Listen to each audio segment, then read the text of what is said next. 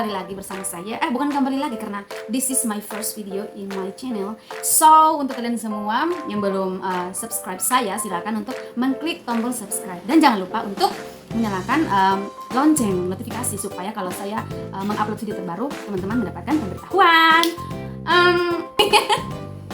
Oke, pokoknya itulah sudah karena pertama kali dan ini adalah video pertama saya. Jadi ya mohon dimaklumi karena ya seperti itu. And then thank you all. Jangan lupa ya, nanti kalau video-videoku muncul jangan lupa like, comment, and subscribe. Oke? Ini loh, tadi aku berhabis catok padahal rambut belum cuci. Pokoknya seperti itu. Oke, sekian dulu ya. Bye bye. God bless you.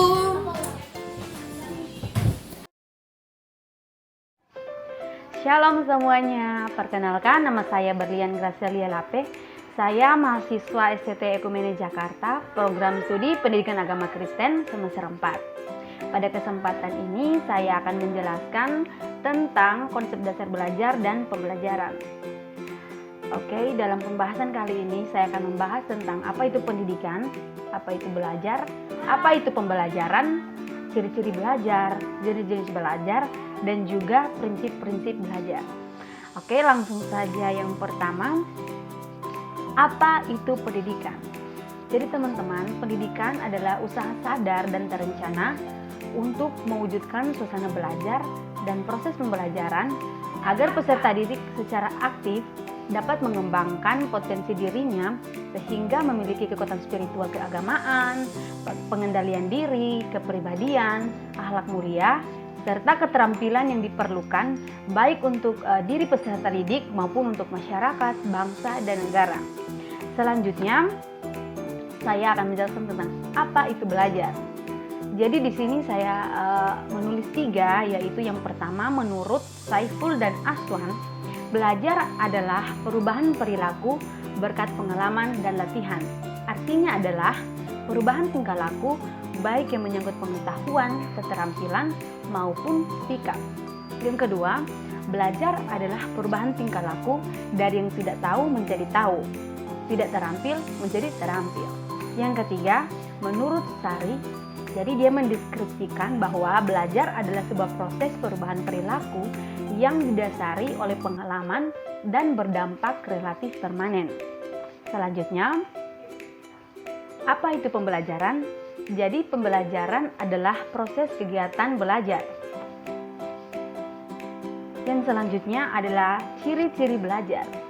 Jadi menurut Suwardi, ciri-ciri belajar ada 5. Yang pertama, terjadi perubahan fungsional, terjadi pada aspek kepribadian, dan berpengaruh pada aspek lain. Yang kedua, menimbulkan hasil yang bersifat pribadi. Yang ketiga, terjadi perubahan kepribadian yang tampak melalui perilaku. Yang keempat, terjadi interaksi. Dan yang kelima adalah terjadi perubahan dari sederhana ke arah yang lebih kompleks. Selanjutnya, adapun jenis-jenis belajar. Di sini saya mencatat ada 8, yaitu yang pertama, belajar abstrak, yaitu menggunakan cara-cara berpikir yang abstrak. Yang kedua, belajar keterampilan, yaitu menggunakan gerakan-gerakan motorik. Yang ketiga, belajar sosial, yaitu memperoleh keterampilan dan pemahaman terhadap masalah-masalah sosial dan nilai-nilai sosial. Yang keempat, belajar memecahkan masalah, yaitu memperoleh keterampilan dalam memecahkan berbagai masalah secara logis dan rasional.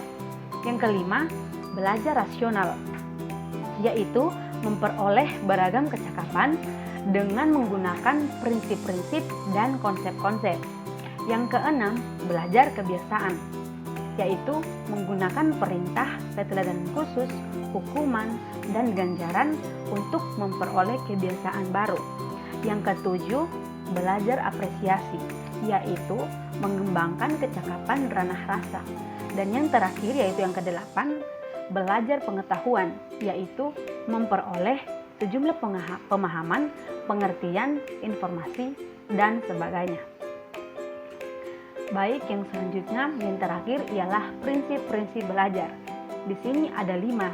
Yang pertama ialah perhatian dan motivasi. Makin terpusat perhatian pada pelajaran, proses belajar tersebut akan semakin baik dan juga hasilnya akan semakin baik. Motivasi merupakan salah satu faktor yang dapat menentukan keberhasilan siswa dalam bidang pengetahuan, nilai-nilai, dan keterampilan. Yang kedua, yaitu keaktifan belajar. Jadi, keaktifan belajar dapat mencapai tujuan belajar, baik secara kognitif, afektif, dan psikomotorik. Yang ketiga, yaitu terlibat langsung dalam belajar.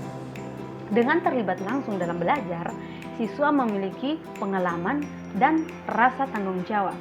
Dan yang keempat ialah pengulangan belajar, dan yang kelima adalah tantangan.